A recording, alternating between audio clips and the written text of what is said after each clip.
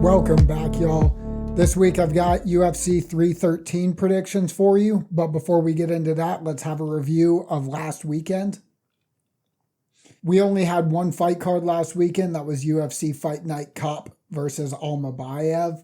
We did do pretty well on that. Even after two of our confident bets were canceled, we still managed to profit 2.5 units. As you can see from the chart, I also fixed the mathematical issue that I had last week. So our unit size is back to normal again.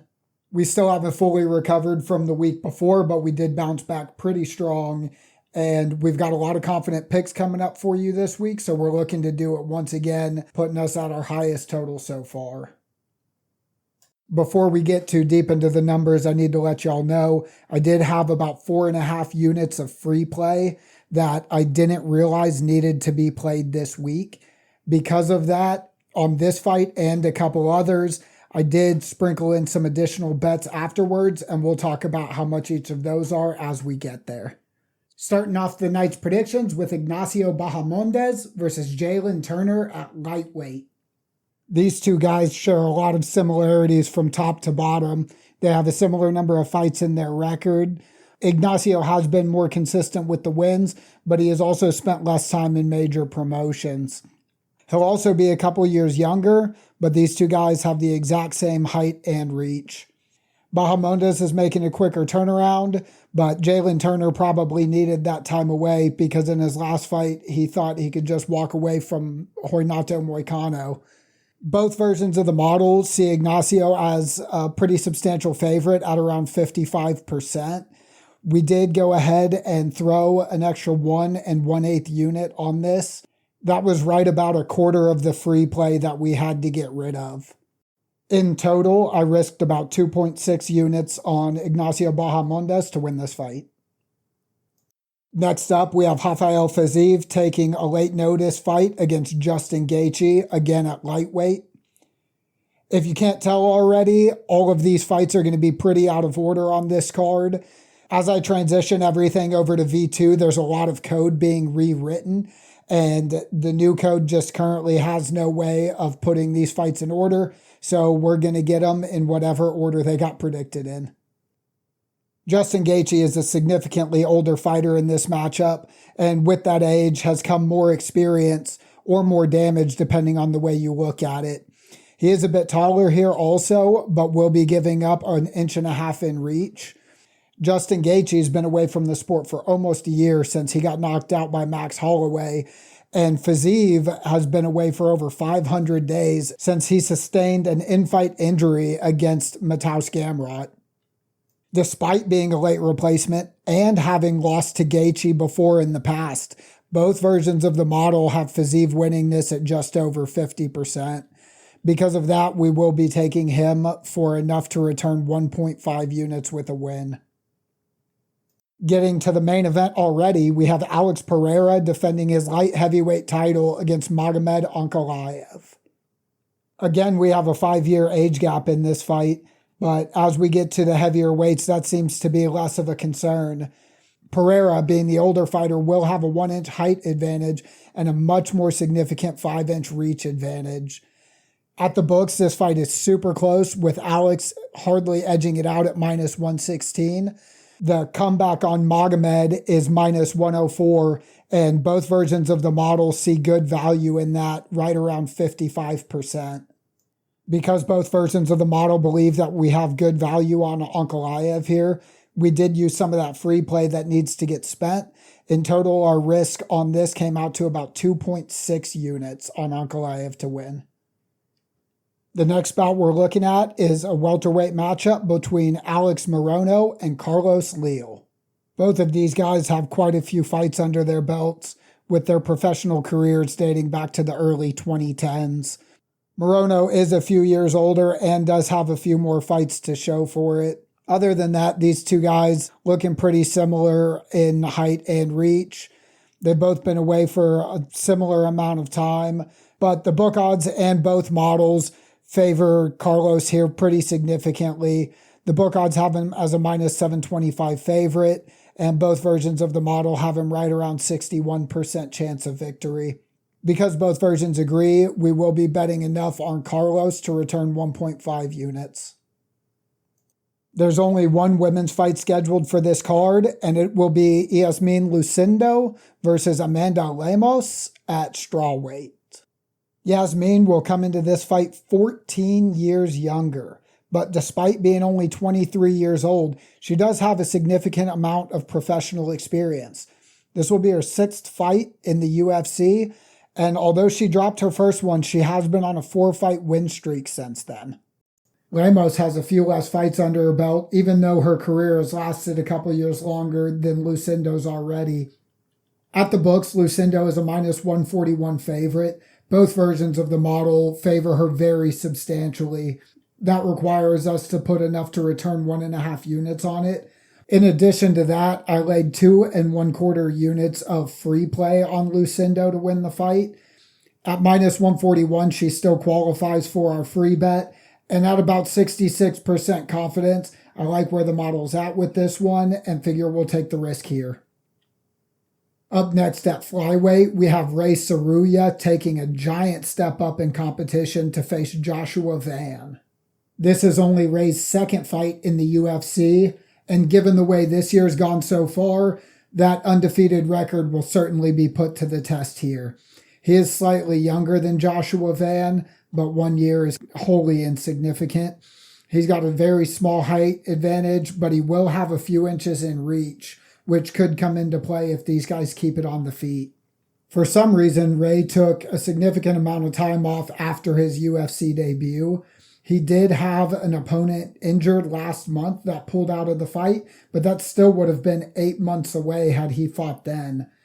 Joshua, on the other hand, has fought every 3 to 5 months since entering the UFC, and the only loss that he's had within the promotion came the one time that he took more than a 5-month break between fights. This could be a good sign for Van, but both the models prefer Ray here. He's a +164 underdog at the books, so we will be betting 1.5 units on him. This next fight's a featherweight matchup between Francis Marshall and Marion Santos. Again, we have 2 fighters with nearly identical stats here. Height, reach, both exactly the same. Age, very close. These 2 dudes even fought on the same card for their last time out. Santos does have more professional fights under his belt, but less of those at major organizations. He only has a single UFC fight, which he did win, but Francis is 2-2 so far in the UFC. Despite having spent less time at the highest level, the book odds at -360, version 1 at 54.5%, and version 2 at 64.4% all believe that Marion Santos is a shoo-in to win this fight. Because of this, we've placed enough on Marion to return 1.5 units with a win. Moving up to 185 pounds, we'll see Armen Petrosyan fighting Bruno Ferreira. Armen is the taller fighter by 5 inches, but he will be giving up 1 inch in reach. It happens again. These 2 guys fought on the same card, and they were both actually finished on this card back in October. Bruno was subbed by Abus Magomedov, while Armen Petrosyan ate that wicked double spinning back fist by Sharabullet. They're both looking to get back into the win column in a big way. The bookmakers think that Armen does it to the tune of -149. Version 1 of the model agrees at about 56%. Meanwhile, V2 of the model is very confident in Bruno Ferreira in this fight and likes him to win at 62%. We will be taking Bruno here as the underdog for 1 unit. John Castaneda versus Chris Gutierrez will likely be the first fight of the night at bantamweight. These guys were subject to a little bit of fight shuffling, which can sometimes add some weirdness or uncertainty to a fight. John Castaneda was scheduled to fight last week when, at the last minute, his opponent withdrew.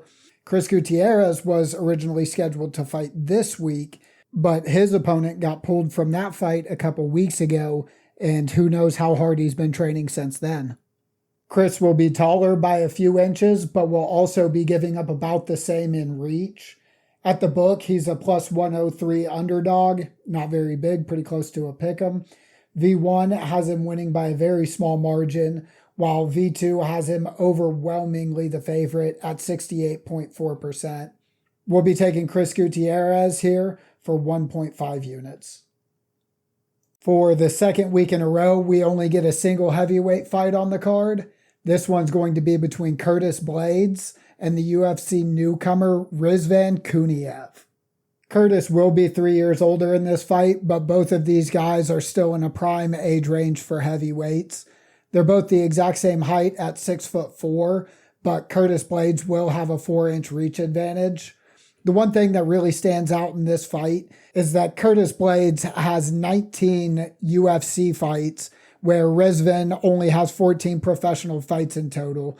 The amount of high-level experience here is substantial, and that's reflected very well in the book odds at minus 310. For some reason, both versions of the model, like Rizvan here, at plus 260, they're giving him a small edge just over 50%. We will be risking 1.5 units on Kuniev in this matchup. The next fight we're looking at is a middleweight matchup between Ozzy Diaz and Jordan Santos. Diaz will be the taller and longer fighter in this matchup. He is 7 years older, but with that comes more experience in major promotions. Despite that experience, the books and both versions of the model lean heavily to Santos in this fight. We will be taking him to return 1.5 units with a win. The last fight we'll be looking at on this card is a lightweight matchup between Mauricio Ruffy and Bobby Green. I'm not calling this idiot king. Bobby is 10 years older, but with that comes an absolute ton of experience. Mauricio does have the advantage in both height and reach. Height barely at all, reach 4 inches. Green has been away from the sport for a little bit longer, but neither of those are at any extreme that's notable at all. What is notable here is Mauricio Ruffy is fighting out of the Fighting Nerds camp. That's about all it takes these days as far as I'm concerned. He's a minus 460 favorite at the books, and he's an overwhelming favorite as far as both models are concerned. It's going to be very expensive to bet Mauricio Ruffy in this fight, but we are taking him for enough to return 1.5 units. Those are the fights. Now let's look at the totals. There are 12 fights on this card. We were able to make predictions for all 12 of them. The models predict 7 favorites to win, with 5 underdogs coming in, some of them being very small though. Version 1 and version 2 are in agreement more than they've ever been, with 11 out of 12 on this card. Fahera Petrosian is the only outlier in this case, and we did end up going with V2 and betting Bruno Fajeda as the underdog on that one. With the additional 4.5 units of free play that needed to get spent, our risk did go up quite a bit, and we ended up at 44% of our bankroll at risk this week, which could have us a profit of 44% at 19.4 units if we win everything. There were a ton of changes made to the code for the videos this week, so if you notice any discrepancies or errors, please let me know down in the comments. Otherwise, enjoy the fights this weekend and good luck on all of your bets.